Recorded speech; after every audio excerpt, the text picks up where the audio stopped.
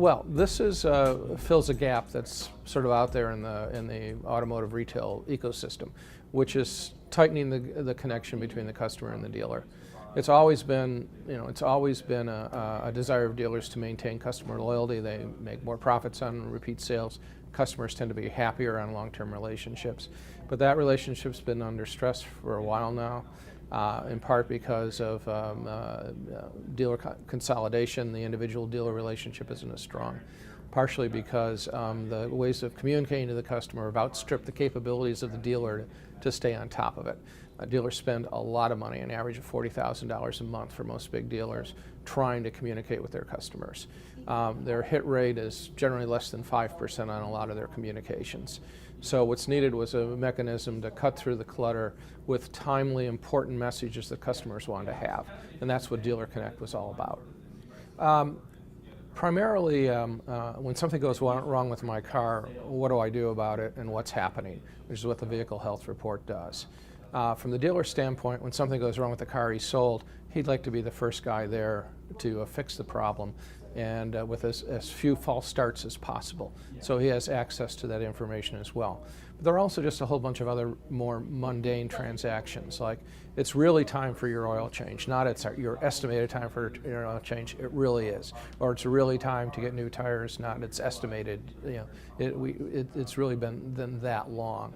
Or there's been an outstanding recall on your car for several months. We now have the parts, come in and get it done. So those are things that both the dealer and the customer can benefit from. From a customer standpoint, there's a whole portfolio of services that if he's on the system, he can do. He can locate his car in a parking lot. He can monitor the driving behavior of his kids when they're out driving. He has access to a Wi-Fi on demand system that he only pays when he uses it. All of those are, there's no one particular thing that may be the clincher, but it's the whole package of, we take care of you that seems to be the appeal. I think cost and focus. First, most of the OE solutions come bundled in with some pretty high-end equipment. Our solution is something that a customer can get into, a dealer can get into for $75, and a customer can get into for a little over $200 prepaid for at least 2 years in advance. So cost is an issue. The other issue is focus.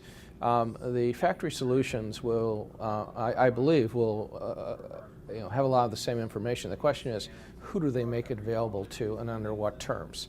And in our system, the dealer pretty much has access to everything that the system's going to give him. Also, there's versatility. The factory systems work on that factory's cars. They don't work on another car from another manufacturer. Our system is designed to go across the board and integrate across at least the last 10 model years in a seamless way. So if you're a dealer who's selling multiple brands, if you're a dealer who has a big used car business, and you want to retain the connection to those guys, that's what we can do that the factory system probably will not be able to do for him. Ultimately, it has to be an easy sell to both. For the dealer, because if the dealer can't get the customer to accept it, it's losing a lot of its value.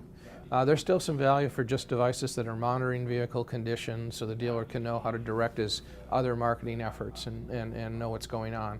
But we've looked at this as having really two products. Our two core customer groups, a dealer customer who's our primary focus, but we know for that to be successful, we have to be out there with a consumer product that's as good as anything else out there, be it OnStar, be it Zuby, be it Hum, be it Moji. We've looked at them all.